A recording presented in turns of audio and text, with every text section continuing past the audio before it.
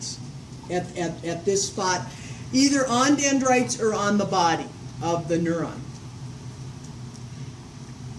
The process that extends off the other side of the nerve cell is usually noted to have a kind of a hill, an enlarged area of cytoplasm where the impulse tends to pick up again, and it's carried from that axon, hillock is what that's called, all the way down the axon.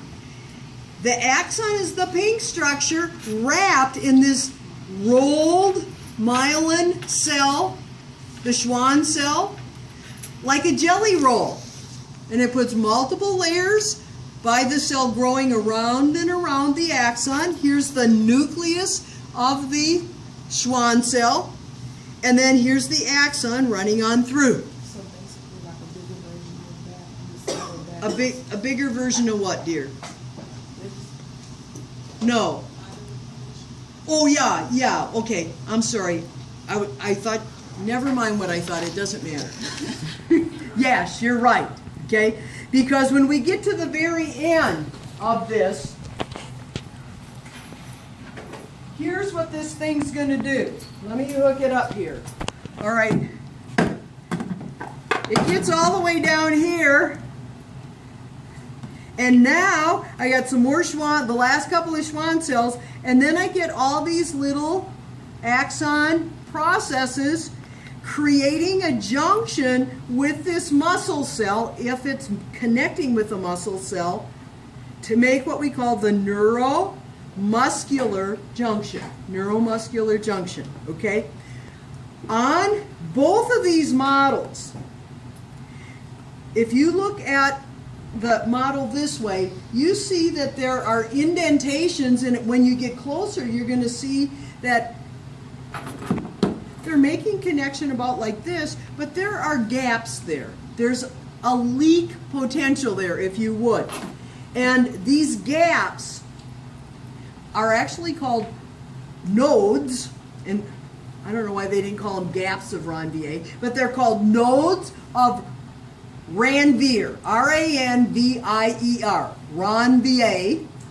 And these spots represent areas that speed up nerve impulse conduction. I'm keeping it simple at this minute, just to say their basic function. They function to speed up nerve impulse conduction. They're called nodes of Ranvier, okay?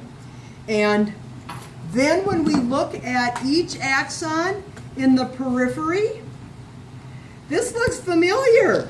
On here it's pink, isn't it?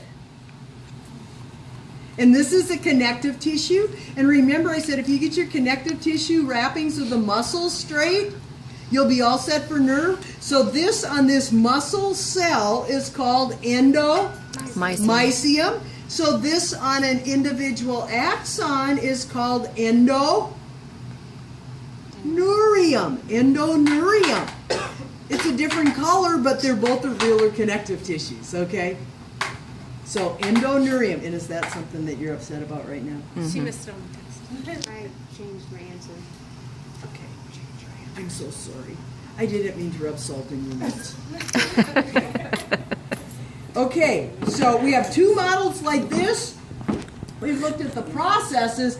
Next, they're going to focus on the cell body.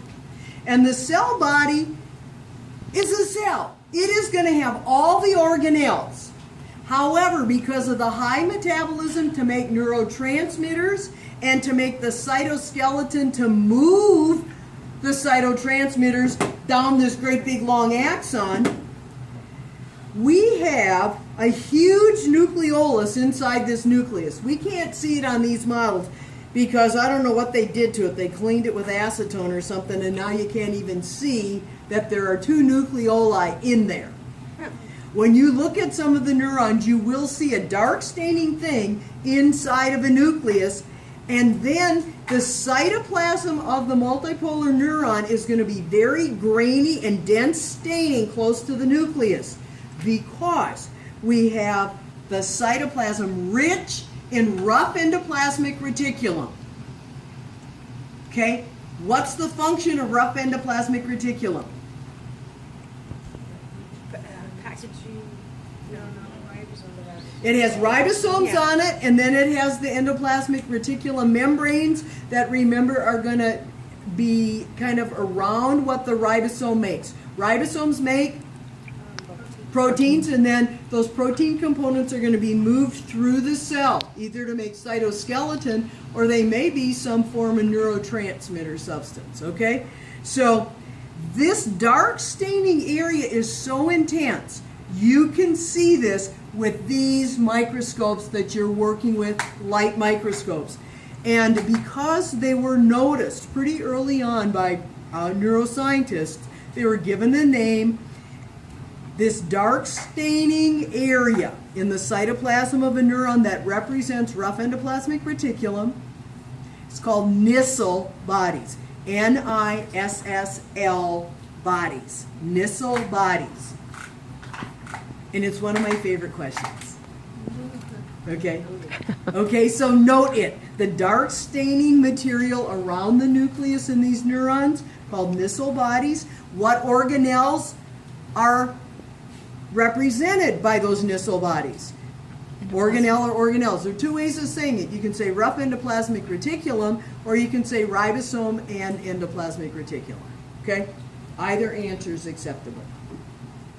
And then finally, we're looking at the axon, and we've already focused on that a little bit. I kind of did the outside processes.